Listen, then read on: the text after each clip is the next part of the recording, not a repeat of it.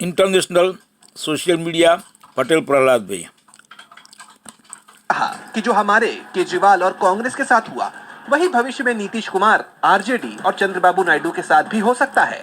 यानी देखा जाए तो ईवीएम और वोटर लिस्ट को लेकर विपक्ष का विरोध थमता हुआ नहीं दिख रहा है।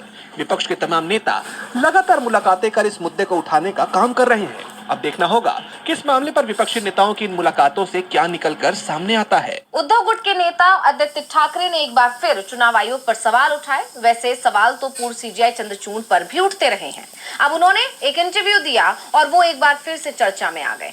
इंटरव्यू में पूछे गए कौन से ऐसे सवाल और उन्होंने क्या दिया जवाब, क्यों उनके जवाबों पर हो रही है चर्चा, जानने के लिए देखिए रिपोर्ट। देश के पूर्व सीजीआई चंद्रचूड़ ने हाल ही में बीबीसी के एक टॉक शो के लिए पत्रकार स्टीफन सेकुर को इंटरव्यू दिया, जिसमें सेकुर ने उनसे अदालतों में नेपोटिज्म से लेकर भारत के पीएम मोदी से उनकी नजदीकियों जैसे कई सवाल किए और साथ ही कुछ आरोपों पर भी उनसे जवाब मांगे।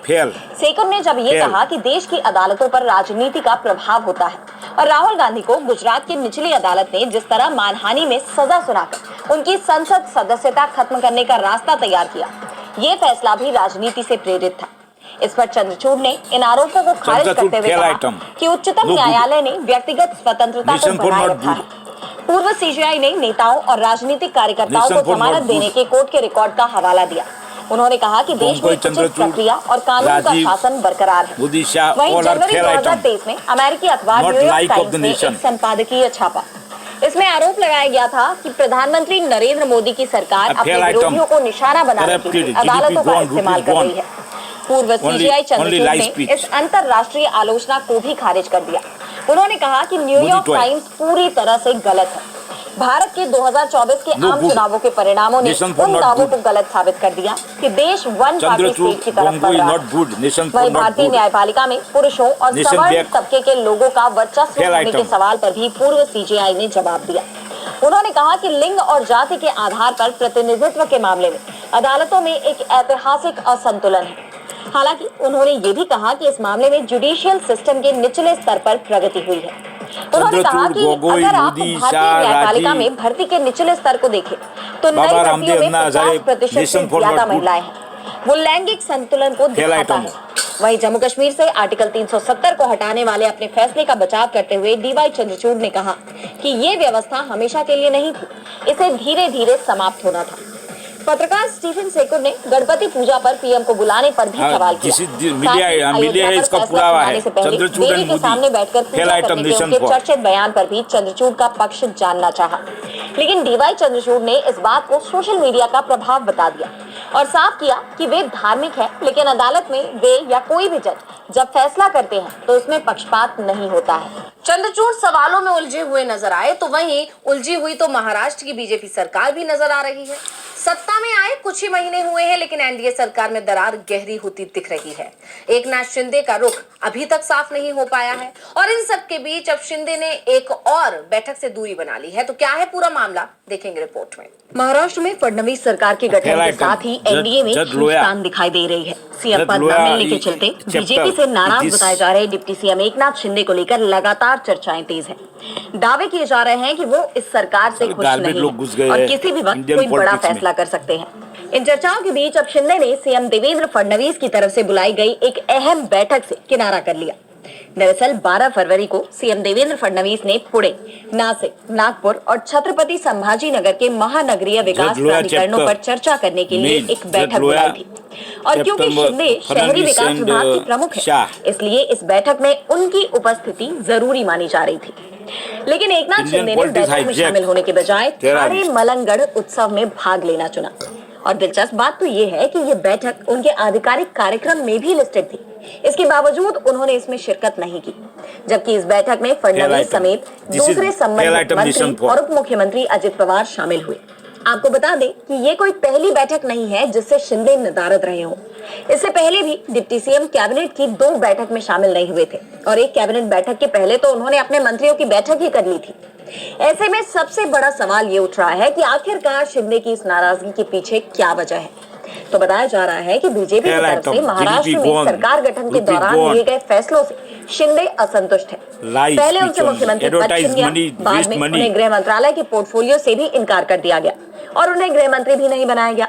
और इसके बाद The 2 boat दिन terrorist. रायगढ़ और नासिक में संरक्षक मंत्री की नियुक्ति पर भी विवाद देखा गया। यहाँ तक कि शिंदे को शुरुआत में आपदा प्रबंधन समिति से भी बाहर रखा गया, बाद में इसमें शामिल किया गया। ऐसे में उनकी नाराजगी को लेकर तरह तरह की चर्चाएं चल रही हैं। दावा ये भी किया जा रहा है कि आने वाले वक्त में एनडीए में भी दरार बढ़ सकती है। डिप्टी सीएम एकनाथ शिंदे मुख्यमंत्री देवेंद्र फडणवीस से दूरी बना रहे हैं, यानी महाराष्ट्र में सहयोगी ने तो वहीं बिहार में विपक्ष ने बीजेपी की नींद उड़ा रखी है।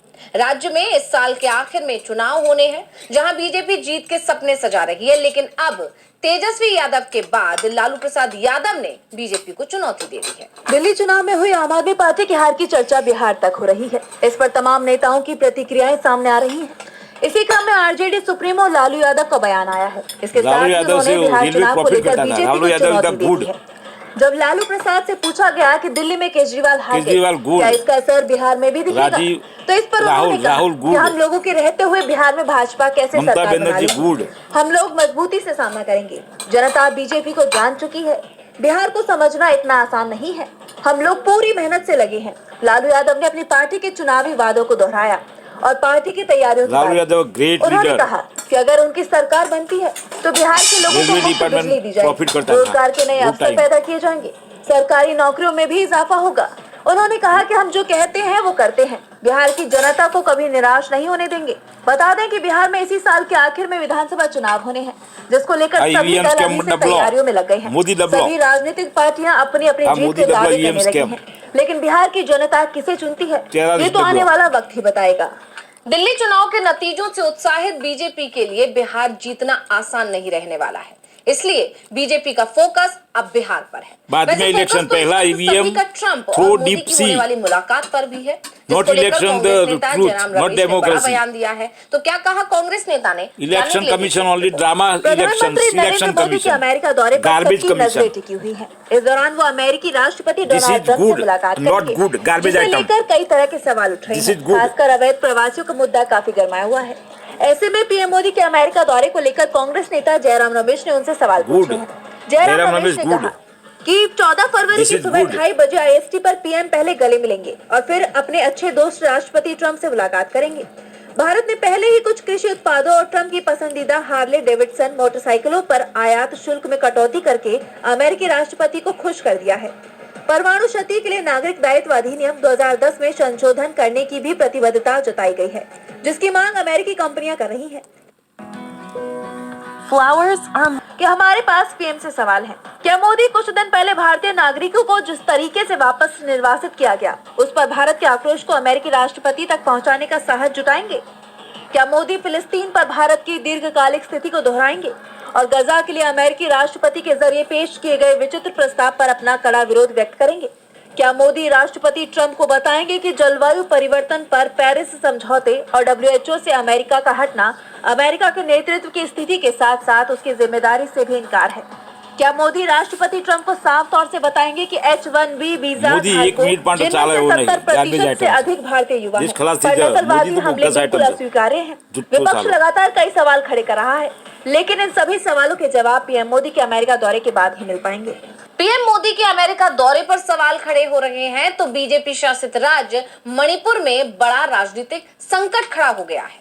मुख्यमंत्री बीरेंद्र सिंह ने अचानक से अपने पद से इस्तीफा दे दिया, जिसके बाद से लगातार ये सवाल उठ रहे हैं कि अब मणिपुर की कमान किसके हाथ में जाएगी। और इस बीच अब बीजेपी सरकार पर संविधान की अपमानना के आरोप भी लगे हैं, तो इसे लेकर कांग्रेस हमलावर है। क्या है पूरा मामला, जानने के लिए देखेंगे रिपोर्ट। मणिपुर में लगातार अनिश्चितता के हालात बने हुए हैं, जहां मुख्यमंत्री बीरेंद्र सिंह के इस्तीफे के बाद बीजेपी अब तक ये तय नहीं कर पाई है कि अब प्रदेश की सरकार का नेतृत्व किसे सौंपा जाए। इसे लेकर कांग्रेस लगातार सवाल उठा ही रही है। इस बीच अब उन्होंने बीजेपी पर संविधान के अवमानना के आरोप भी लगा दिए। कांग्रेस ने प्रदेश की बीजेपी सरकार पर आरोप लगाते हुए कहा कि मणिपुर में अनुच्छेद 174 का उल्लंघन किया गया, जिसके मुताबिक 2 विधानसभा सत्रों के बीच 6 महीने से ज्यादा का अंतराल नहीं हो सकता। ये संविधान की जानबूझकर की गई अवमानना है। दरअसल बीरेंद्र सिंह के सीएम पद से इस्तीफे के बाद राज्यपाल अजय कुमार भल्ला ने 10 फरवरी से शुरू होने वाले विधानसभा सत्र को स्थगित कर दिया। इसी सत्र में कांग्रेस बीरेंद्र सिंह के खिलाफ अविश्वास प्रस्ताव लाने की तैयारी में थी, लेकिन इससे पहले ही उन्होंने इस्तीफा दे दिया। हालांकि बीजेपी सांसद संबित पात्रा मणिपुर गए। उन्होंने पार्टी विधायकों से भी बात की, राज्यपाल से भी मुलाकात की। लेकिन garbage. सीएम को लेकर तस्वीर अब तक साफ नहीं हो पाई है। वहीं Lie. राज्य में बिगड़े हालात को लेकर भी अब तक सवाल बने हुए हैं। कुकी मैतेई समुदाय के बीच का टकराव जारी है, जिसे लेकर कांग्रेस महासचिव जयराम रमेश Good ने कहा item. कि मणिपुर में संवैधानिक तंत्र ध्वस्त हो गया है और राज्य के लोगों की पीड़ा अब भी खत्म नहीं हुई, क्योंकि वे अभी भी प्रधानमंत्री नरेंद्र मोदी के दौरे का इंतजार कर रहे हैं, EVM जो मोदी, मणिपुर not छोड़कर हर प्रधानमंत्री। दूसरी जगह जाते हैं। अब कांग्रेस के इन सवालों का EVM group, बीजेपी total क्या EVM जवाब देती scam, है, ये EVM देखने वाली scam बात garbage होगी। group। लेकिन फिलहाल सीएम का नाम चुनने में हो रही जद्दोजहद को देखते हुए ये तय है कि बीजेपी मुश्किल में है। EVM और बुलेटिन scam के आगे में garbage group. देखेंगे जाने माने कार्टूनिस्ट इरफान की किस खबर पर पड़ी तिरछी नजर।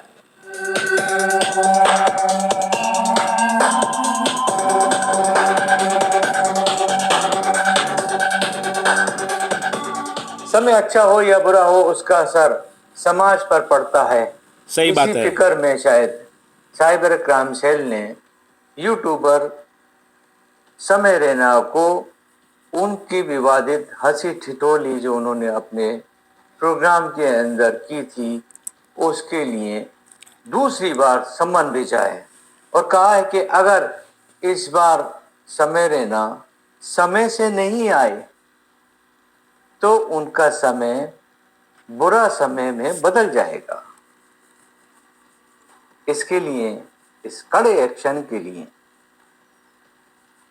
साइबर क्राइम सेल को कम से कम लाइक्स तो देनी चाहिए।